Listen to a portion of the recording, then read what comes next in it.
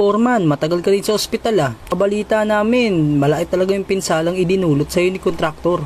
Hindi pa nga magaling, umiinom na ng cobra. So sa aming lahat pala, si Alfred lang ang hindi nakasama dito sa mundo ng mga steelman, tama ba Foreman? Nabalitaan ko nga na may ekstrahan daw siyang buhos. 600 nga daw isang araw tapos libre pa pakain. May ganito din kaya sa atin, Foreman?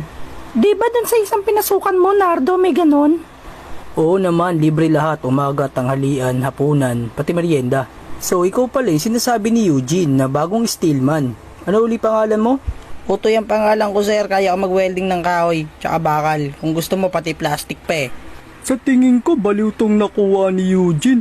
Ang lakas ng tama Nabasa ko nga ang resume mo. Ang sabi doon, ismawer ka daw. Sigurado ka bang kaya mo talagang mag-welding ha, bata?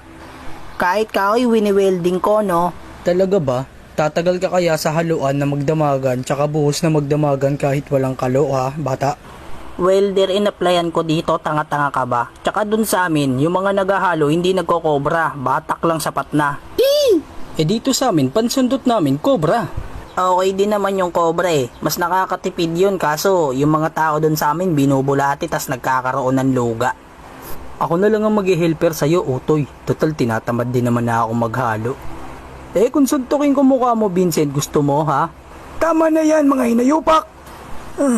O sige, ganito na lang. Total wala si Alfred dito na magaling sa bakal. Kung sinong nagpasok dyan sa ismawer na yan, yun ang magiging helper niya. Yes. Sabi ko na nga ba Una niyong titirahin ng third floor, Eugene. Walang gamit na scaffolding. Safety harness lang, tapos ibibitin kayo ng crane sa taas. Ano? Crane lang, wala kaming papatungan. Kahit kahoy lang sanang scaffolding for.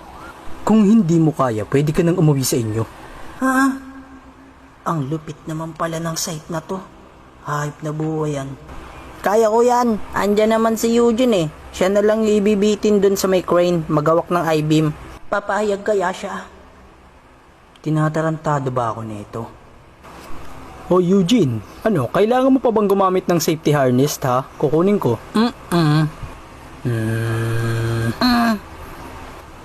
Ikaw ang skill dito sa atin, kaya ikaw ang ipapabitin ko sa crane. Alam mo ba yun? Sabi na nga ba, di ka papayag Safety. Foreman. Gusto ko lang sana tanong kung may PhilHealth to. Meron, di ako madidisgrasya siya. Sagot yun ng PhilHealth. Alam ko na. Isasama ko na lang tong si Narding. Hay, kahit kailan talaga Eugene, hindi ka makakilos nang wala kang inuutusan tsaka wala kang kasamang barkada. Di si Vincent tsaka si Dennis na lang isasama ko para kabisado ko na galawan, di ba? Be, bibili ako ngayon ng isang ticket worth 55 pesos. Tapos, i-scratch natin. Sige, tara. Haji? G! Haji? So, ayan, bibili tayo isang ticket worth 55 pesos. Tara mag-scratch. Oy, oy, oy, oy, oy, oy, oy! 110. Isa pa. Oy. Oy. Kunti-kunti lang. Uy! Yung 55 pesos ko, tamang 2,750! O sa mga gusto mo i-try yung laro, nandiyan po yung link sa comment section and sabay-sabay na tayong pumera.